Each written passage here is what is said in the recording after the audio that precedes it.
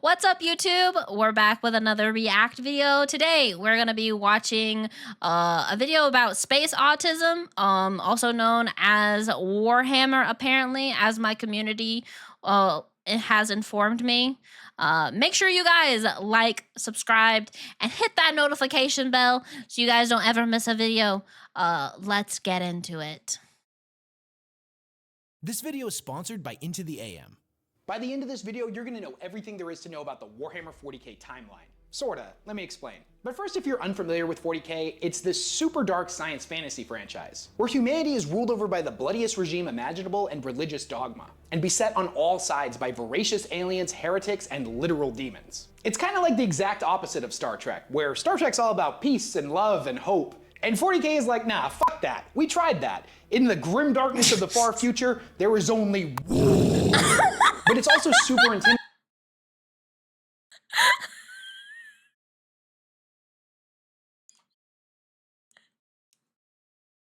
Bro, why does he kind of feel like me? There's only war. My God, that was good.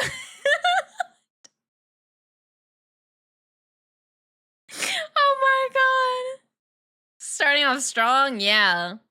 Intimidating for new people to get into. There's over 400 novels, not to mention 30 years worth of lore. And as somebody Y'all didn't tell me it was this big. 400 books? Oh, God. who's read over 100 of those novels, most of those events, albeit important, don't really contribute to you knowing what's going on in the franchise. Okay. So today we're going to take the entirety of the 40k timeline and boil it down to just the basics. Just those critically important time periods that you need to know about in order to understand 40k. Because if I was to try to explain the plot of all of those books in order, we would be here for like 10 hours. So with all that out of the way, 10 hours?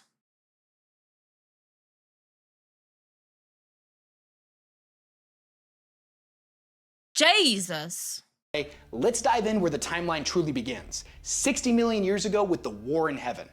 The War in Heaven and its surrounding events can arguably be said is where the timeline of 40k begins. To understand this, we need to know about the Necrons and the Old Ones. You see, before the Necrons became the undead metal robots that we know in the 41st millennium, they were a species known as the Necron tier. Most records on this time are unfortunately incredibly fragmentary, and what we do know is mostly derived from ancient Eldar myths and legends, a species who's famous for speaking in 99% metaphors and 1% facts. So you have to take all of it with a little bit of a grain of salt. The Necron tier were a frail and dying people. They lived next to a super radioactive sun that caused cancer to run rampant through their society. Earth?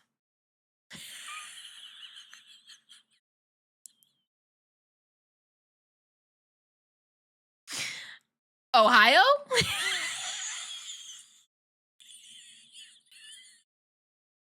California?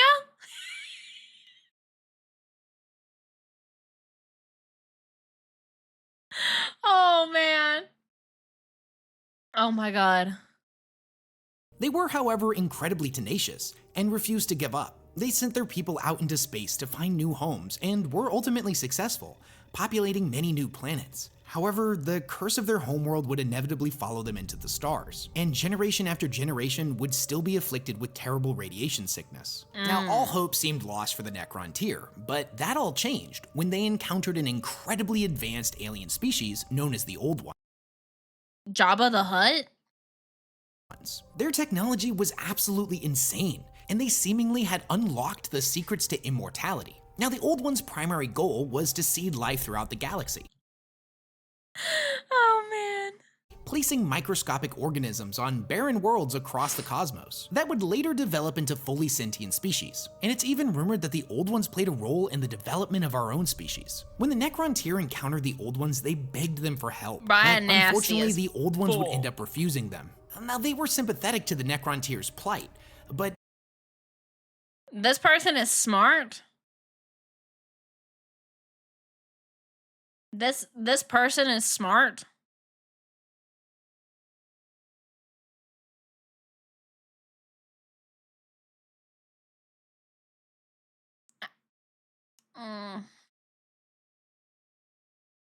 That's Interesting.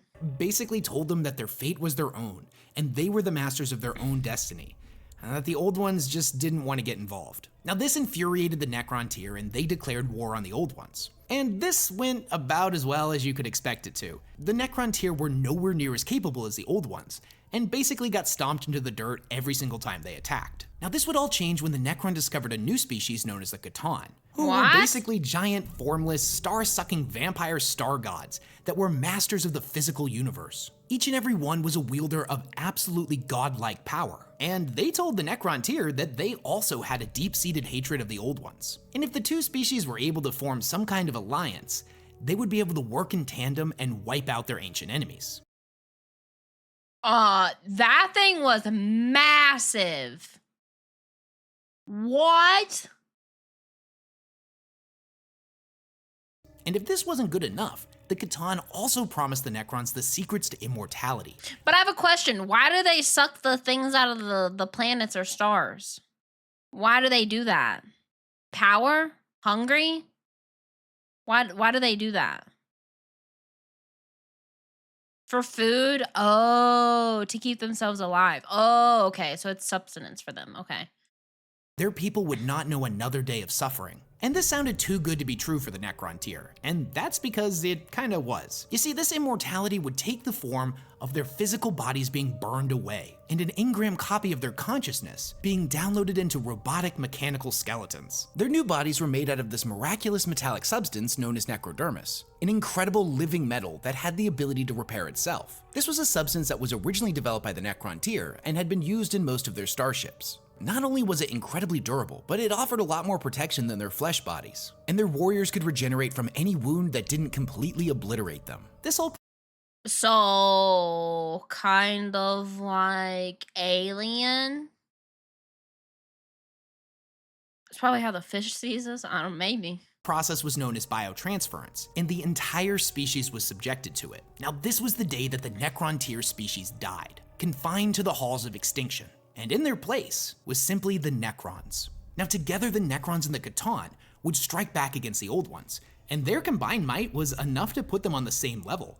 Harnessing the Catan's limitless energy, the Necrons were able to make weapons of inconceivable power. The war between the Necrons and the Old Ones was the largest the nearly galaxy had ever immortal? seen. It Okay. spanned from the galaxy's core all the way to the galactic rim. Now, during this war, there was a point when the Necrons suddenly realized that they had been tricked by the Catan, and the Catan had used biotransference in order to separate them from their souls, which they then subsequently devoured. Needless to say, the Necrons were pretty pissed, and retaliated by attacking and destroying the individuals they once worshipped as gods, shattering them into thousands of pieces, and binding each of these shards into what were known as Tesseract vaults, and then subsequently used these shards as weapons. It was around this time that the Old Ones created two new races to help fight against the Necrons. These would be the Orcs and the Eldari. One Not the being Orcs. massive hulking brutes that were the ultimate physical specimens, while the others were master psychers, every single one being in tune with the warp and able to bring about enormous ruination by channeling its power with their mind. Bro looks like So a I just Jedi. want to take a moment to point out that at this point in the timeline,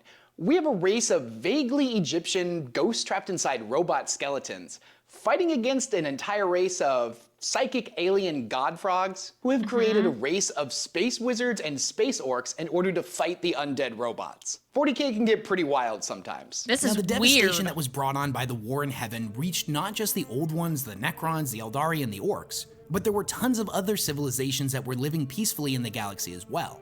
And they all ended up getting caught in the crossfire at one point or another. And this war spanned millions of years, so the amount of untold destruction and lives lost is truly uncountable. And the warp isn't just called the Sea of Souls for nothing. It's where the souls of sentient creatures go when they die. So the amount of angry and terrified souls that were lost in this war started flooding into the warp en masse. And this would have some very particular ramifications, but we'll circle back to that in a second. Now, it was around this time that the Necrons started experimenting with Blackstone, an incredibly bizarre material that has the ability to either channel and amplify the energies of the warp, or nullify it completely. So the Necrons built massive spires made out of blackstone and placed them on thousands of worlds across the galaxy. Hundreds of thousands of years later, these would be known as the Blackstone Pylons. Now, the Necrons' original purpose for these isn't really stated, as their major significance to the storyline wouldn't really become apparent until around the time of the Black Crusade. But I'm getting ahead of myself. As creatures solely of the physical universe, with no ability to manipulate the warp themselves, fighting against a race that was all about psychic powers, it's pretty easy to assume that the Blackstone Pylons were meant as a defense network, as negatively charging their energy could create a massive nullified area of spacetime where psychic powers couldn't be utilized, and this would serve as a powerful defense network against their enemies. So it's at this moment during the War in Heaven when the warp becomes incredibly important to the storyline. Up until this point, the Immaterium or the Sea of Souls had been a rather tranquil place. You see, the warp is a mirror universe, a reflection of our own, but it's a realm of emotion, rather than tangible substance like that found in the physical universe. Now, there had been sentient species across the galaxy for a pretty long time at this point, and there had certainly been wars and hatred and anger and all of those negative emotions, but they had never existed quite on this scale. A single planet that has a bunch of people that can't really get along and a bunch of negative feelings isn't quite the same thing as a galaxy-spanning war, and the absolute massacre of an inconceivable amount of people zoning out during the entire space parts or for a something. massive period of time caused the Where do we get to the war part where there's killing and stuff? Cause guys, you should know one thing. I don't like space. I think space is scary. It's coming, I'm sure. warp to become incredibly unstable. The peaceful creatures that lived in the Sea of Souls were twisted into horrifying nightmares. And during the events of the War in Heaven, the warp became the realm of chaos. And if that wasn't bad enough, the psychic allies that the Old Ones had created for themselves, who were directly acting as conduits for the warp, would end up tearing holes in reality and causing what was known as the Enslaver Plague. Massive amounts of these warp-born monstrosities, known as enslavers, ripped into our universe and spread out across the cosmos. Ew! That's nasty. What the is that? What is that? Brother, yeah, brother, that's disgusting. What? 10 out of 10 would date.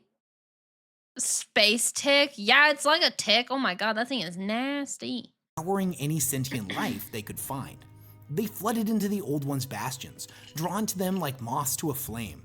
The Old Ones in their weakened state were in no position to fight them off, and it is believed that they went extinct. Now, admittedly, everything gets kind of blurry here, and we're not 100% sure what exactly happened to them. But after the war had concluded, the Necrons were left in a fractious state. They had taken inconceivable losses, and the Eldari had risen to power and were slowly expanding and taking over the galaxy. If the Necrons had tried to fight them after an all-out war with the Old Ones, they more than certainly would have perished. So the Silent King ordered them to go to sleep within their tomb worlds and set the timer for 60 million years.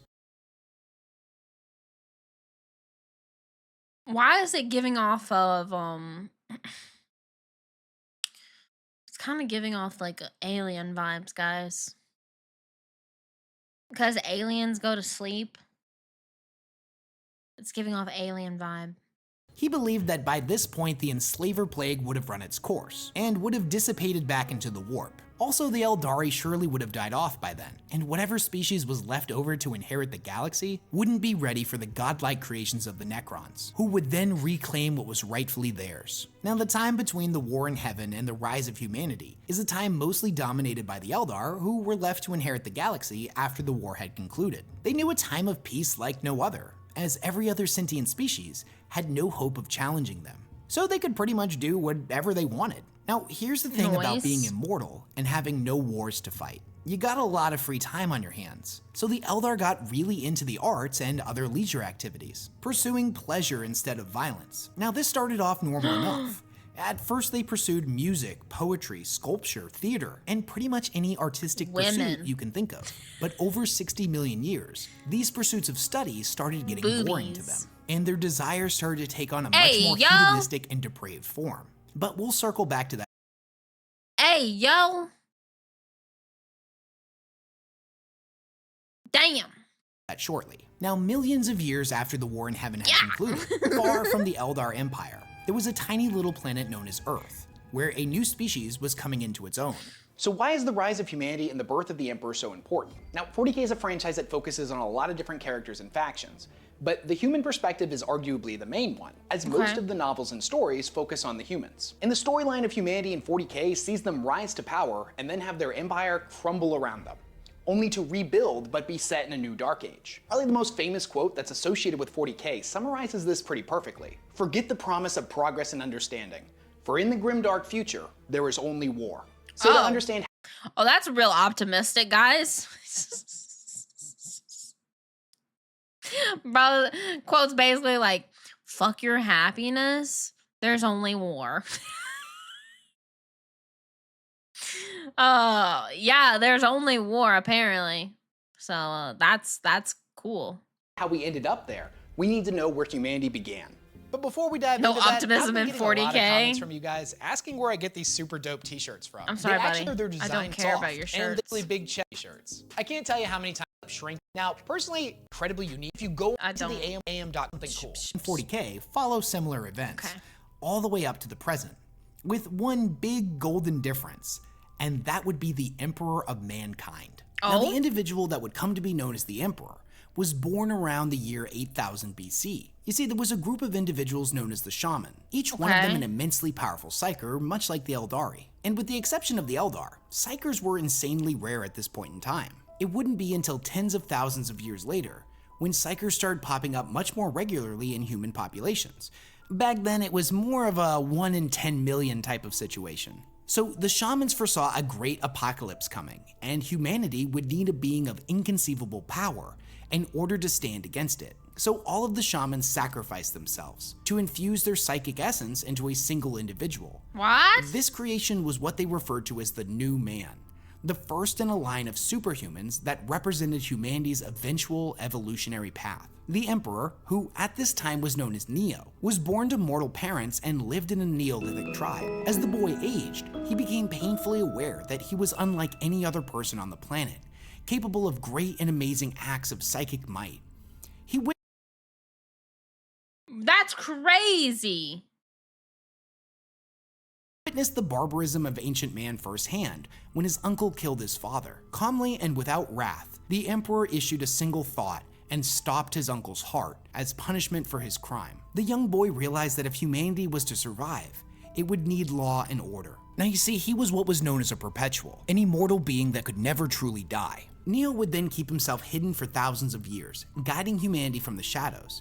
Now every now and then, he would step forth and fill in the role of some type of leader figure, a politician, a doctor, a general, or even a messiah figure apparently at one point. He would spend this period of time guiding humanity on the path he had envisioned for them, making sure that certain events carried out according to his plans that were tens of thousands of years in the making. Over the years, the Emperor would gather other perpetuals to his side. This included Erda, a childhood friend of his, and the woman who would eventually become the mother of the Primarchs, and possibly most famously, Malkador the Sigillite, although he technically wouldn't meet him until Why does he look like the guy from Star Wars? What's his name? I forgot his name. Palpatine? Yeah, he looks like Palpatine. Bro looks like Palpatine. somewhere between the 20th and 30th millennium. When it comes to early human history, the period between NASA? 8000 BC to 15,000 AD is often referred to as the Age of Progress. During this time, powerful nations rose and fell, with the Emperor popping up in disguise every now and then to coax humanity in the direction of his choosing. Now, there's a lot of evidence to support the fact that the Emperor had godlike cognitive abilities and could foresee the path humanity would need to take step by step to achieve impossible outcomes. Humanity would eventually develop the means of space travel and would colonize the entirety of the Sol system. Nice. Mars would be terraformed and became a habitable space much like that of Earth, while the asteroid belts would give rise to massive mining operations to provide the young species with everything that it would need to create some of the most advanced pieces of technology the galaxy had ever or would ever see. And this was a good thing too, because at this point, Earth was steadily running out of all of its natural resources. The Age of Progress would officially come to an end when humanity set its sights outside of their star system and sought to colonize distant worlds. And the next era that we're moving into was known as the Dark Age of Technology. So Uh-oh. why do I feel like the Dark Age of technology is so important for you to understand? You see, this was the height of humanity's power, where we lived in a golden age and can do pretty much anything. Most of the really cool equipment that you see in 40K that's used by humanity can trace its origins back to this time. For example, did you know that the Baneblade, one of the largest tanks that the Astra Militarum uses, was originally just a scouting vehicle during the Dark Age of technology? At least according to its STC. Also, the suits of power armor known as Terminator armor that the Space Marines wear was originally mining equipment during this time. Now that's a little bit of a misnomer. The Emperor created those suits specifically for war, but their underlying There are people inside of these. There are people in these. Whoa. technology, all of the protective equipment inside of it, was either used for mining the asteroid belts or as a protective system for people who had to work on plasma generators. And one of the most important things to understand about what 40K even is its humans' continued existence after the collapse of their utopia. So the Dark Age of technology okay. lasted from the 15th to the 25th millennia. Now this was an age where the technology of mankind reached its apex.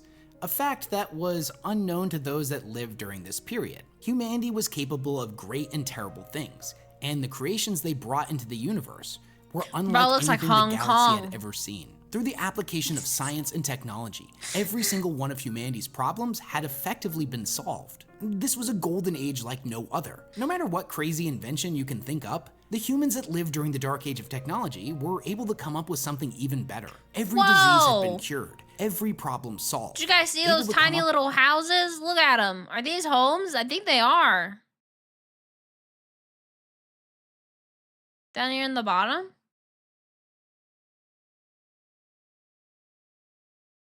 They're homes. Oh, whoa. Imagine how big these are then. Whoa. was something even better. Every disease had been cured, every problem solved, and humanity stood united, ready to conquer the galaxy. Any alien civilization that they would encounter that wasn't immediately peaceful would face the technological superiority of mankind and was quickly wiped out. They Woohoo, created people. massive coiled machines known as sun snuffers that were capable of entirely wrapping around a sun and snuffing it out of existence. They created artificial intelligence banks known as STCs, or standard template constructs, that contained the sum of all of humanity's knowledge. And They can snuff out a whole sun? were capable of utilizing that information to Jeez. create new machines, the likes of which no human had ever even dreamed of. Now, this was a period that saw the discovery and implementation of warp travel, making jumps through the immaterium in order to cover great distances in space, allowing faster than light travel. Using this technology, humanity sent hive ships out in every direction in order to colonize new worlds. And it was around this time that the Sol System's population was getting out of control. The people of this time realized that if their species was to survive, that they would need to colonize worlds in distant systems. And I know what you're thinking. If the Dark Age of technology was so great, why did the descendants of the people of this time refer to it as the Dark Age of technology? And that's because thousands of years in the future, what these individuals saw as enlightenment would end up being condemned as tech heresy. You see, humanity Wait, low key, it's like America IRL.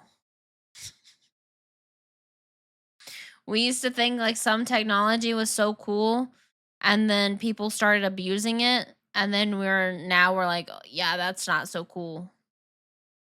Like y'all might think I'm crazy for this, but the Patriot Act, yeah, at the time it was a good idea, but now not so much.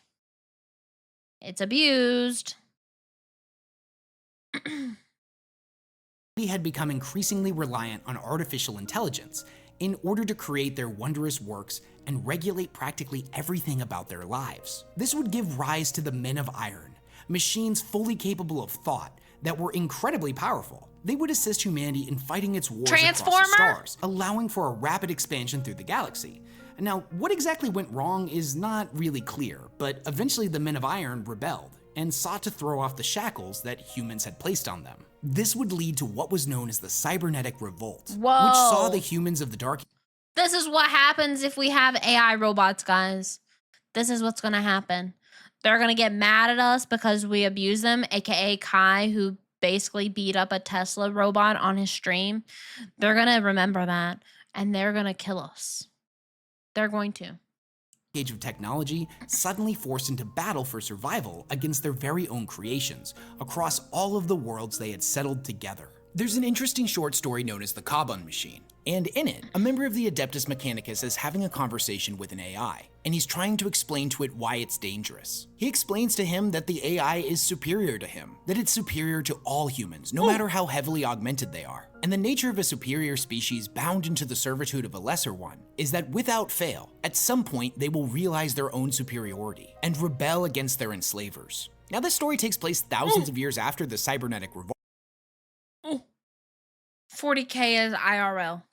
But it's pretty likely that this is exactly what happened with the Men of Iron. Here's the thing. Having an entire society that is completely dependent on AI to do pretty much everything, and then having that AI turn against you is definitely a bad situation. Oh my god, this is gonna be Earth. This is gonna be Earth. Oh my god. Oh my god, this is gonna be Earth. Oh my god. Oh my god, it's gonna be Earth, guys. This is gonna be us. AI is gonna turn against us. They're saying AI is gonna take this job, AI is gonna take that job, AI is gonna take this job. Bro. They're gonna kill us. But it would end up getting a lot worse. Because around the very same time, psychers began being born in mass. Now, individuals that were born with incredible psychic powers and were able to manipulate the warp had surely existed before this point, but they were so unbelievably rare that most of humanity didn't even believe they existed, and they hadn't been officially classified as a variant of human yet. So when they started being born in mass across all of the worlds that humanity had settled, there was no system in place to keep them in check. Humanity was dealing with a lot at this point, and the exponential increase in psychers led to anarchy and chaos across all of the fledgling worlds of humanity. Many of these psyker individuals had no ability to control their powers, or worse, they utilized them for their own selfish means. Oh no. They became twisted psychopaths, bent on inflicting as much politicians? Suffering as possible. And even worse, they would unknowingly become conduits for demonic possession. And the psychers that would become possessed politicians had the ability to conjure warp portals, which would allow for demonic incursions to take place. Hordes of demons rampaging out of portals and devouring entire worlds. As insanity and madness ripped its way across human civilization, the promise of the dark age of technology would end, and we would enter what is known as the Age of Strife. The Age of Strife, or Old Night, is probably the most referenced event in all of 40K. If you were to download 100 PDFs of 40K novels and just searched Age of Strife or Old Night, it would probably show up in around 80% of them. This was the moment where the universe went from this perfect utopia for humans to this absolute hellscape, and is the real beginning of the grim dark future. Not to mention the collapse of the Eldar Empire, the birth of Slaanesh, and the creation of the Eye of Terror would have massive implications on the storyline going forward.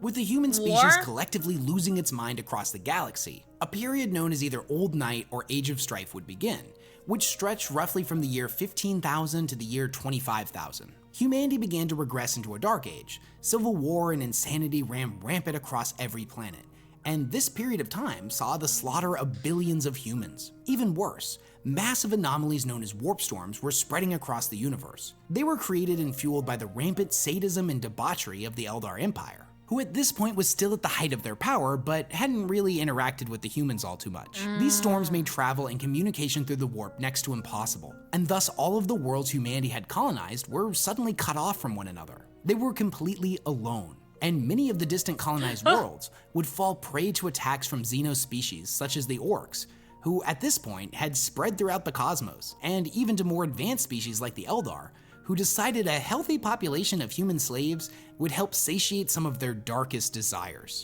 Humanity had risen to greatness, and in the blink of an eye was now on the fast track to extinction. Now back on Terra, the powerful nation states that had united and ruled over the planet began to collapse, until all that was left was feuding techno-barbarian warlords that warred against one another for control of territory and whatever remnants of the previous age could be scavenged. This was also a time period that saw the rise of the Mechanicum on Mars.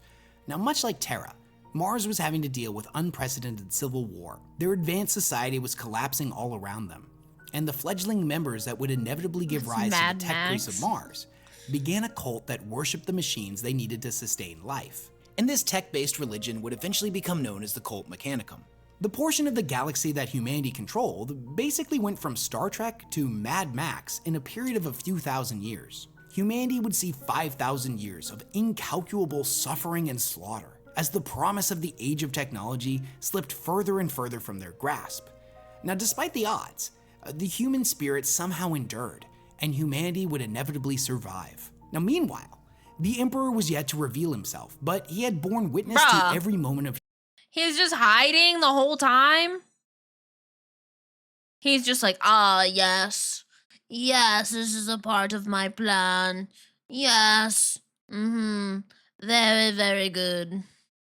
Human civilization for the past 30,000 years. And in his study of the warp and the subsequent warp storms, he knew something terrible was about to happen. And he wasn't alone, as back over with the Eldar, a group of them which would later become known as the Exodites, were horrified by what was happening to their people, and foresaw a great calamity coming. The Exodites fled their empire, seeking to colonize new worlds and live a more honest and primitive life. For all intents and purposes, the Exodites basically became the Amish of the Eldar. Now, all of the sensations that the Eldar people were experiencing, pleasure, ecstasy, suffering, and anguish, were being experienced on an incomprehensible scale, all of which generated a psychic footprint in the warp that was growing larger and larger every single day. Now, eventually, a breaking point was reached, and the Chaos God of Excess, also known as She Who Thirsts or the Prince of Pleasure, was born.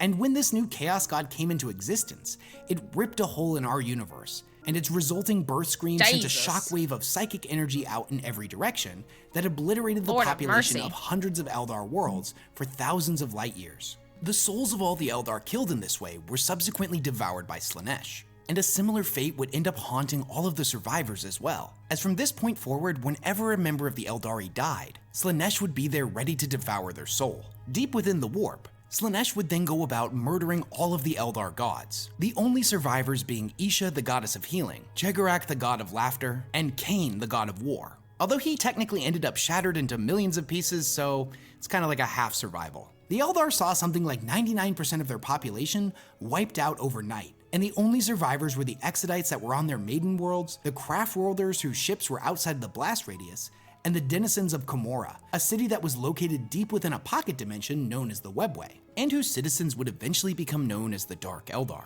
Now, this event was undoubtedly tragic. Billions were killed in an instant, but if there was any kind of silver lining to it, it would be the fact that all of the warp storms had been being generated by the gestating Chaos God.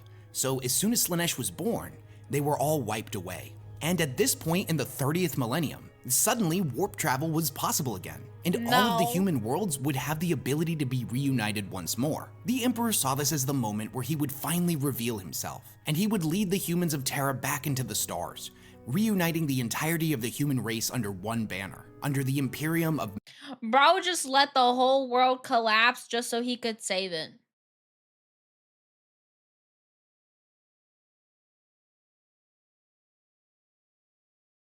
Bro just let it collapse just so he could save it. That's crazy. Mankind. Now, in order to do this, he would have to reunite Terra first.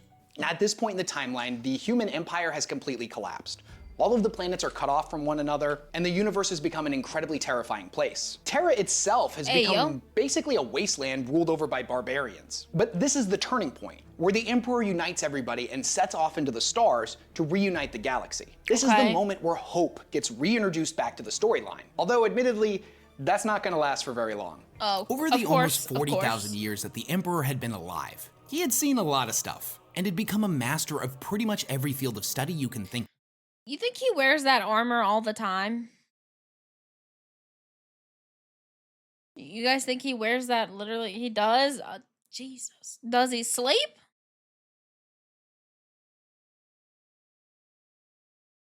Does he sleep? No? Oh my god.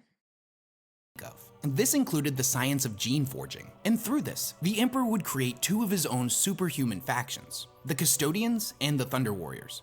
The former being the pinnacle of humanity, the ultimate creation, functionally immortal in the peak of physical and mental perfection.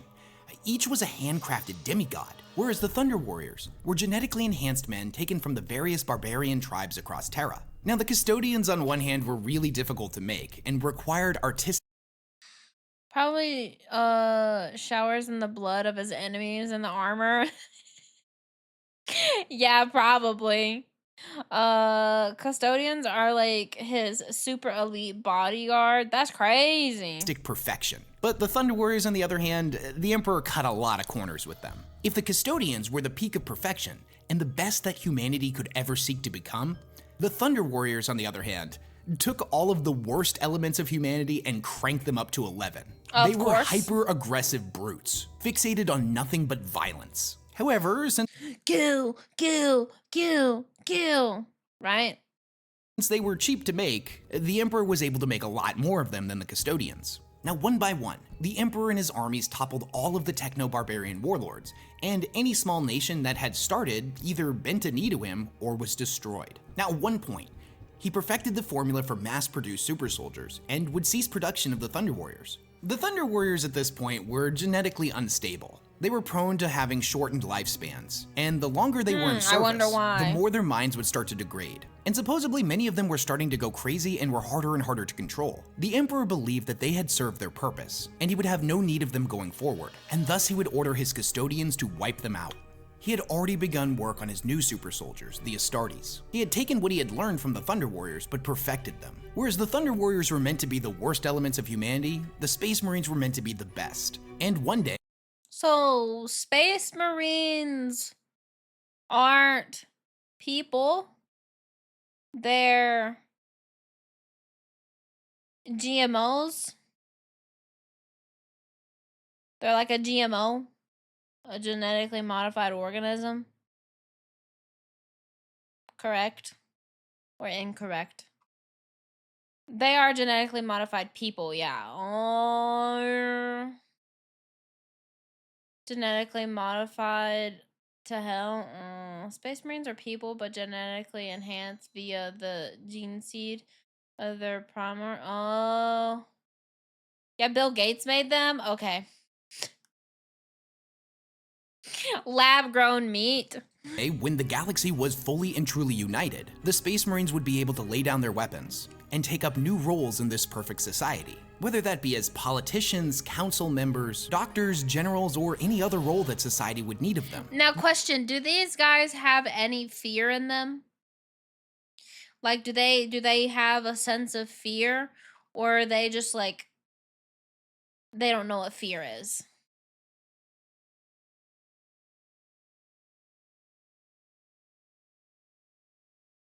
They will know no fear. They aren't supposed to. Oh, they shall know no fear. Oh, okay. Fear, what's that? Bro, I have nothing but fear. This was a job that Fear the is my Thunder middle Warriors name. were not going to be capable of. Now, after Earth had been united under the Emperor's rule, one of the most important decrees that he issued was the abolishment of religious worship.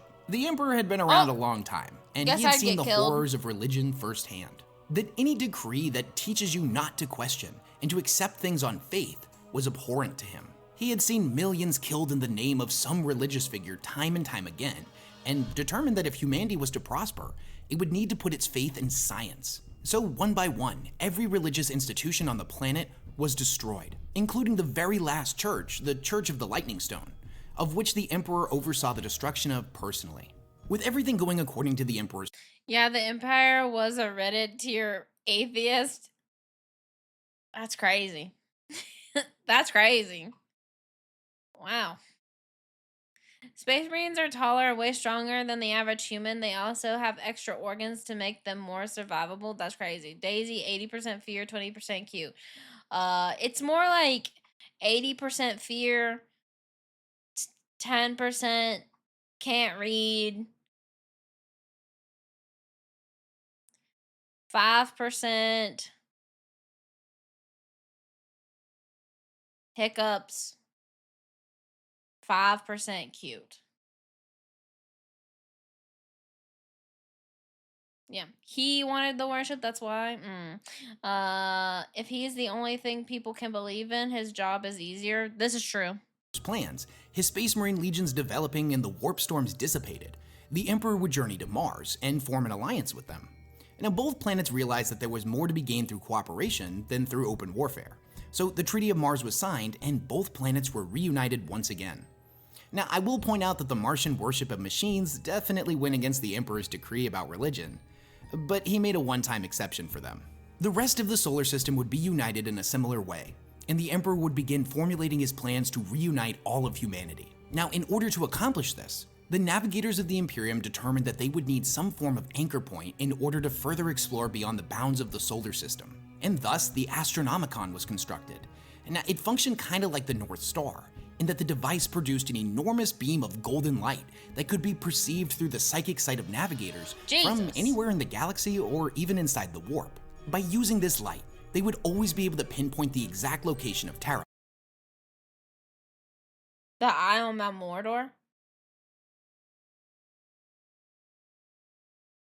And thus could use that knowledge to map the stars and make successful warp jumps. As jumping between the worlds within the solar system was one thing, but trying to make a jump halfway across the galaxy had an incredibly high probability of seeing the ship get lost and not being able to find its way back out of the Sea of Souls. In addition, the Emperor realized that his armies would need powerful generals because he couldn't be everywhere at once. Bro got a whole bear on his freaking armor. What the heck?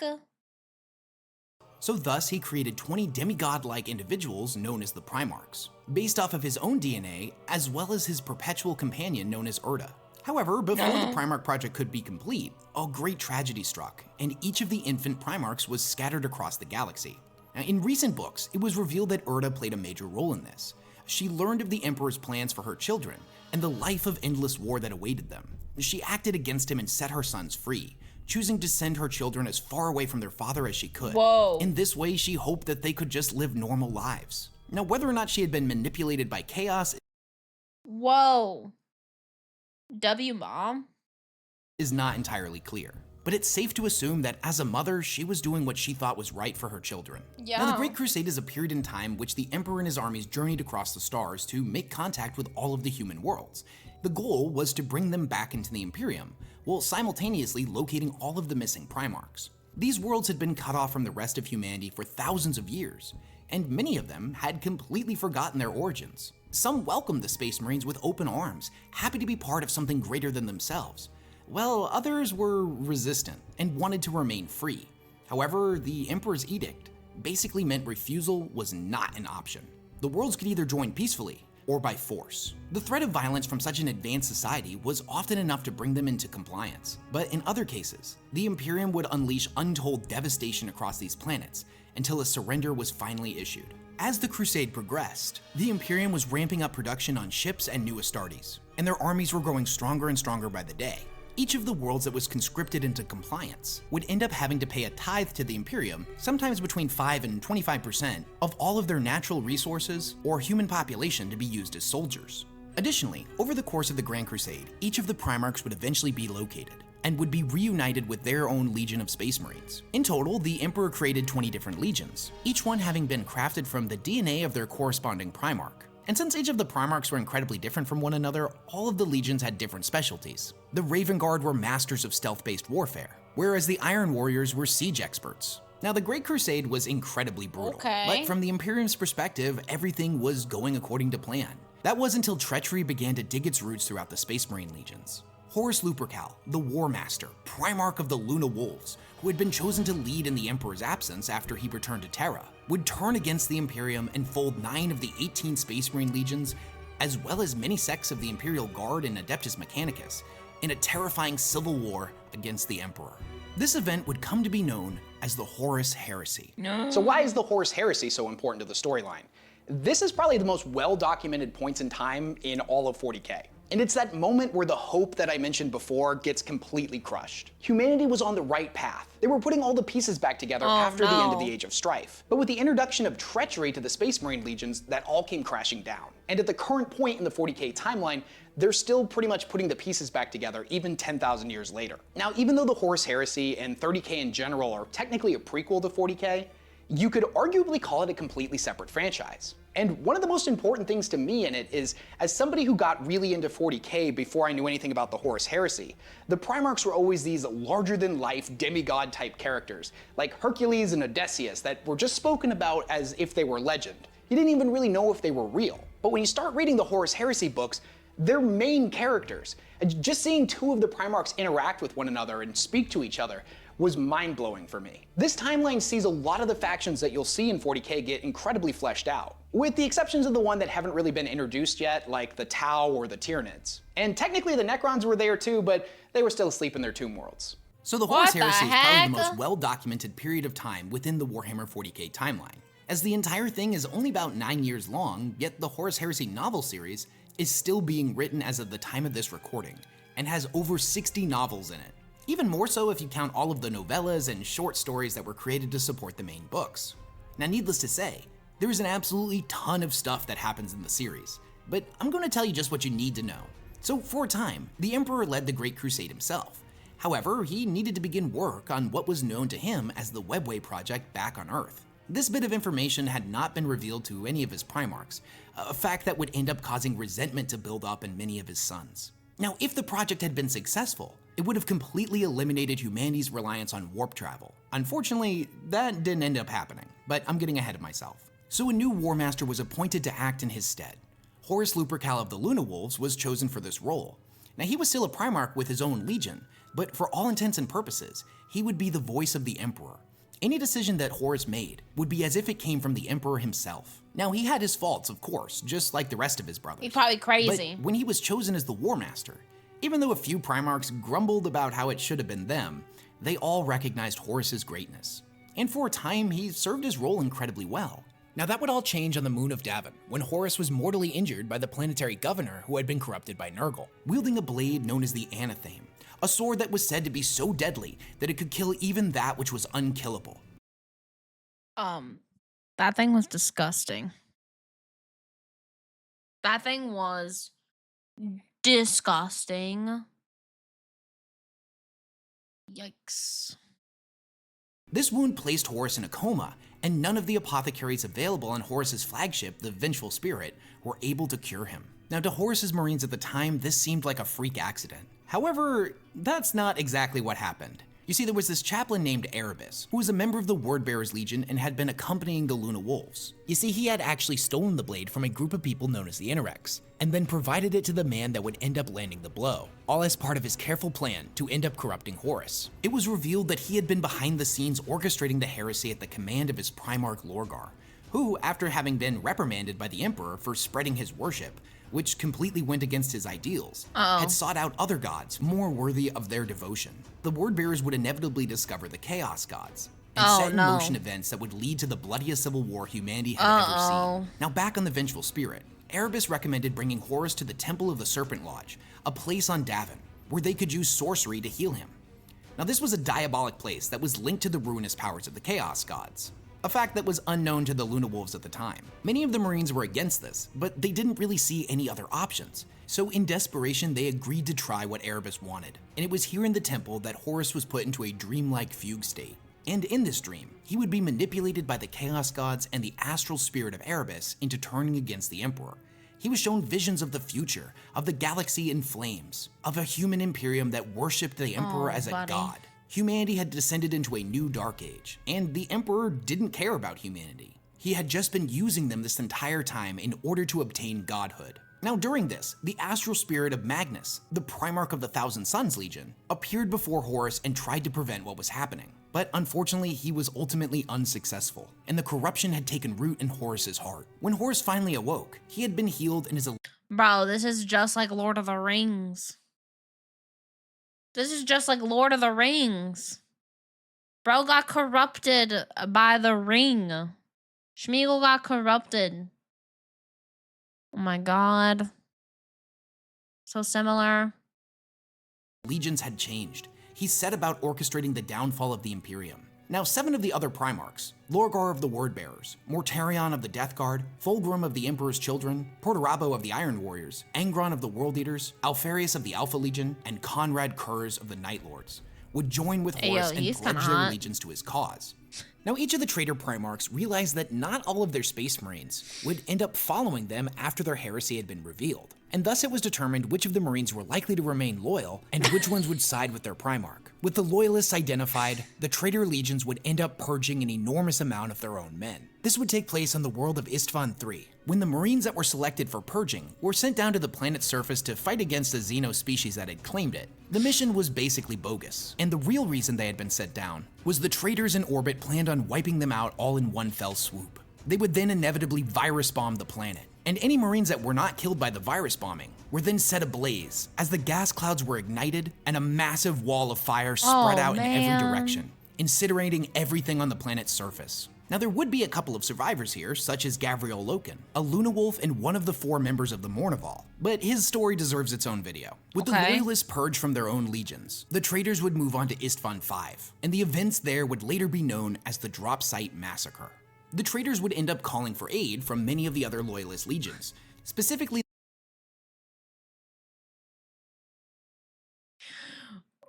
Willie. Oh, I've heard of burning people with gas before.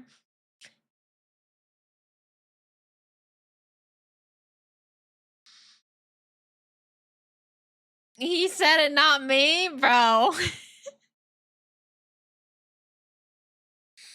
No. the legions that they felt they wouldn't be able to turn, no matter how convincing their argument. These included the legions and primarchs of the Iron Hands, the Salamanders, and the Raven Guard. The combined forces the of the Salamanders legions and look cool. primarchs of the Iron Hands, the They look cool. They look like dragons. Salamanders, and the Raven Guard. The combined forces of the traitor legions would open fire on their own brothers here and slaughter them to a man. The Primarch Ferrus Manus of the Iron Hands was killed by Fulgrim during this battle, but the Primarchs of the other 2 legions, Vulcan of the Salamanders and Corax of the Raven Guards, would ultimately live on. However, their legions were reduced to a mere fraction of what they once were. The Raven Guard, for example, were said to originally have 80,000 Space Marines, but after the Drop Site Massacre, that had been reduced to 5,000. Shortly after these events and halfway across the galaxy, Magnus of the Thousand Suns would seek to warn the Emperor of Horus's betrayal. He did this by astral projecting all the way to Terra. He felt like sending a message the Bro, what is that armor? Salamanders are the most human of Space Marines too. Salamanders are awesome. Salamanders are very nice. Let's go. Still doesn't answer my question about this guy though. old-fashioned way wouldn't get there in time, or worse, could have been intercepted by the traitors. And shortly before this, all psychic powers had been banned at the Council of Nicaea, so in attempting to warn the Emperor, he was directly going against his orders. But Magnus was doing what he felt he had to. Unfortunately, he would end up being manipulated by the Chaos God of Treachery, Tzeentch, and ended up destroying a psychic barrier around the Sol system that the Emperor had placed to keep the forces of Chaos at bay. Magnus's astral form burst into the throne room, unaware of what he was doing, and hordes of demons followed him in. The Webway project was destroyed, and the Emperor ordered the Space Wolves and Leman Russ to bring Magnus in and answer for his crimes. However, the message was intercepted by Horus, who changed the order to kill Magnus and the Thousand Suns, and burn their world of Prospero. The Space Wolves followed their orders and decimated the planet. In a desperate attempt to save his legion, Magnus made a pact with Tzeentch, who warped him and his surviving sons off of Prospero and to the planet of the Sorcerers, a world deep within the Eye of Terror. Later, Magnus would pledge loyalty to Horus, not out of some form of malice like his brothers, but because he had directly been betrayed by the Imperium. The War Master would lead a horrifically violent crusade against the Imperium, working ever closer towards Terra and the Imperial Palace. Eventually, the traitors would siege Terra. Horus had been infused with the power of all of the Chaos Gods, and in a great climactic final battle, would engage the Emperor in combat. Still seeing the good in his son, the Emperor would end up holding back, not unleashing his full power, hoping desperately that Horus could still be saved and redeemed. In this moment of weakness, Horus managed to land a mortal wound on the Emperor, and with that, the Emperor realized that there was no saving his son, that he had been completely lost to him. So the Emperor unleashed his full power and obliterated Horus so completely that not even his soul survived. Now, in order to keep the Emperor alive, the Astronomicon was quickly converted into a makeshift life support system. The Emperor's psychic might would be used to power it, and the machine would keep him from truly dying. And here the Emperor would remain for the next 10,000 years, his physical body little more than a decaying corpse, while his spiritual body was free to roam the warp, and by all accounts, has been growing stronger ever since. Now, one of the greatest ironies of 40k is that since the Emperor is a perpetual, If he was to physically die, he would be reborn. This is a fact that the other members of the Imperium were not aware of. So over the last 10,000 years, they've been doing everything they can to keep him alive. But if he had just been allowed to die, he would have come back. The traitor legions would be pushed back from Terra. With the War Master dead, their siege had failed. And in the period of time leading up to the 31st millennium, an event known as the Scouring would take place, where all of the traitor legions were hunted down and forced into exile within the Eye of Terror. After the heresy had fully concluded, the Imperium was left to put all of the pieces back together. The Emperor was gone, the traitor legions had been pushed back, and a period of rebuilding took place. In order to prevent such a tragedy from ever happening again, a council of representatives known as the High Lords of Terra were implemented to rule in the Emperor's place, each coming from a different background and having different goals and objectives rather so like Rome? than the Imperium being ruled by a single individual. Now, that being said, they were also supposed to quote-unquote interpret the Emperor's will. Additionally, Guilliman, Primarch of the Ultramarines, would propose that the Space Marine legions be broken up into chapters, each of which containing no more than 1,000 members. The idea was that if treachery on this scale had happened once before, then it could inevitably happen again, and no single man should have the power of an entire Space Marine legion at his disposal. Many of the Primarchs did not agree with this, namely Vulcan of the Salamanders, whose legion had been reduced to just a mere fraction of its original power, or Rogel Dorn of the Imperial Fist, who viewed this action as a further weakening of the legion's strength after they had just concluded the bloodiest civil war in their history. Regardless of how they felt, the book that Guilliman had penned that outlined how all of the chapters should be. So this is the bad guys, right? These are the bad guys? The Dark Knights is what they're called. These are the bad guys. That's one of the good guys. Oh, he is cool too. I like his outfit. Not bad. Oh, okay. Not bad. Okay. This guy looks cool though. Organized, known as the Codex Astartes, was eventually implemented, and all of the legions were broken up. The 10,000 years between the Horus Heresy and the 41st millennium is where the bulk of 40k lore takes place. This is where the majority of the books are set. And you could make the argument that all of these events are definitely important, but they're not critical to understanding the framework of the entirety that is 40k. But there are a few details that I feel like you need to understand. The first and most major is that during this time period, we see all of the Primarchs inevitably end up disappearing. And all for various reasons. Leman Russ dives into the warp, headed off after the traitors. Corvus Corax disappears in shame after he tried to rebuild his legion by cutting corners. And inevitably accidentally made a whole bunch of Ravengard abominations. Ew. And Guilliman was mortally wounded by his brother Fulgrim, and subsequently put in stasis. So it's kind of mirroring what happened with his father. In the span of this 10,000 years, we'll also see the Damocles Crusade, where the Tower introduced to the storyline. First contact with the Tyranids also occurs here. Oh yeah, and the alarm clock for the Necrons ends up going off, and all their tomb worlds start coming back online. But we're jumping ahead to the 13th Black Crusade, because this is where the timeline finally started moving forward. When we find ourselves in the 41st millennium, the events of the Horus Heresy have slipped into legend. Most people alive during this time have no idea what transpired back then, whether that be because of the intentional purging of specific documents, a covering up of the truth, or just that it happened so long ago that they don't remember. This isn't true of the Space Marines. They remember it all too well. But whereas most of the Loyalist Marines that are alive in the 41st millennium know of these events because of the records kept by their chapter. However, when it comes to the traitor Marines that exist in the Eye of Terror, time flows differently there. And most of those Marines were the very same individuals that participated in the Horus Heresy. The TAU. I forgot how to pronounce it. Are space communists? Uh-oh. I don't like commies. So they remember those events because they were actually there. Now, the Eye of Terror was a pretty terrible place to live. There really weren't a lot of resources, and the traitor legions were far from united. Each one of them fracturing off into a bunch of different warbands, led by various powerful warlords that were pretty much just pursuing their own interests. In fact, at this point, Chaos fought amongst itself more than it ever fought against the Imperium or Xenos. Now, one of these Space Marines in particular was named Abaddon, and he had been the first captain of the Luna Wolves and one of the 4 members of Horus's Mournival during the Horus Heresy. Abaddon sought to unite the traitors and would end up reforming his legion, drawing members from all of the various Chaos warbands. This legion would be called the Black Legion. Over the several thousand years that passed between the Horus Heresy and the 41st millennium, Abaddon, or an appointed representative, would lead what were known as the Black Crusades, chaos incursions out of the Eye of Terror back into real space, to attack various Imperial worlds. Now, for the longest time, it looked like the traitors just weren't really very good at conquering, as every single crusade ultimately failed to bring about the complete collapse of the Imperium. However, it was revealed in the last few years that each one of these crusades had a much smaller objective. That chaos was actually playing the long game. The very first of these Black Crusades would take place in the 31st millennium, about 500 years after the Scouring. Now, in response to these raids, the Imperium would end up fortifying the planet that was right outside of the Eye of Terror, known as Cadia, and it became one of the most fortified Eye of Terror.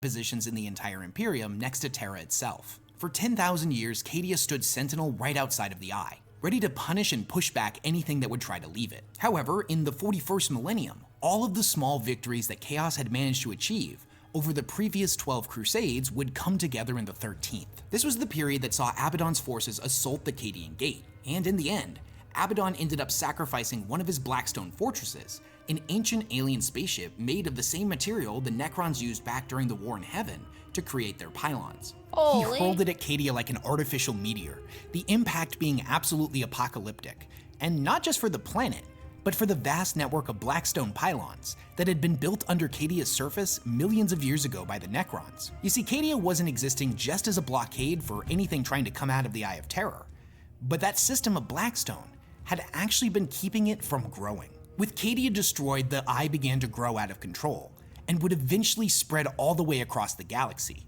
This was known as the Cicatrix Maledictum, or more commonly as the Great Rift. It split the universe completely in half, and all of the Imperial worlds that were on the opposite side of Terra were suddenly plunged into darkness, and were cut off from the rest of the Imperium. To say this was a massive victory for the forces of chaos is a gross understatement. This was single-handedly one of the most devastating events in the entire history of the galaxy. And after the forming of the Great Rift is the time period we currently find ourselves in the 40K timeline. Recent events have seen the resurrection of Guilliman, who's come back to lead the Imperium, and is pretty horrified by what he's seeing, as it's been completely dominated by superstition and religion, where they worship his father as a god even though thousands of years ago he specifically told them not to. During this time, we would also see the rise of the Primaris Marines, and the induction of Guilliman's Indomitus Crusade, which sought to reunite the worlds on the other side of the Great Rift. But these are all topics that we'll dive in more in future videos. And that's it. That's everything that I feel like you need to understand about 40K in order to understand the storyline. And the things that I chose to leave out, it's not that they're not important.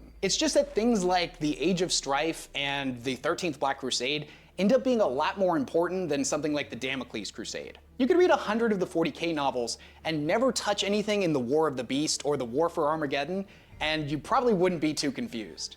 But if you don't know what an STC is, or know what the Age of Strife was, you're probably gonna get pretty confused because these things tend to come up a lot. But what do you guys think? Do you feel strongly that an event that I left out should have been mentioned in this video? If so, let me know down in the comments what it is and why you feel so strongly about it. And a lot of YouTubers at the end of their video tell you to like and subscribe, which if you wanna do that, it's super appreciated. But more importantly, go down to my comment section and leave a like on all the people that are leaving valuable information that you think are important for newcomers. I know I personally tend to learn more about 40K lore from my...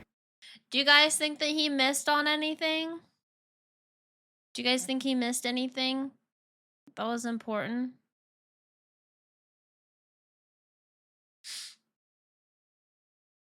Don't ask the Empire what he was doing between 1939 and 1945.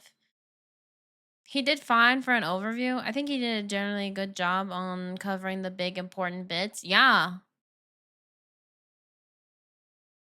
Whoa.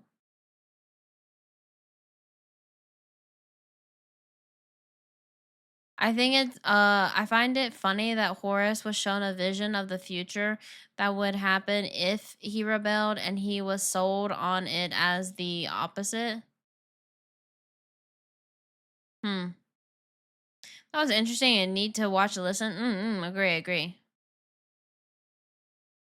Humanity went from Star Trek to Mad Max. Yeah, basically. I think that laid down the foundation for all the other key historical moments. What's something that you guys would suggest to learn next?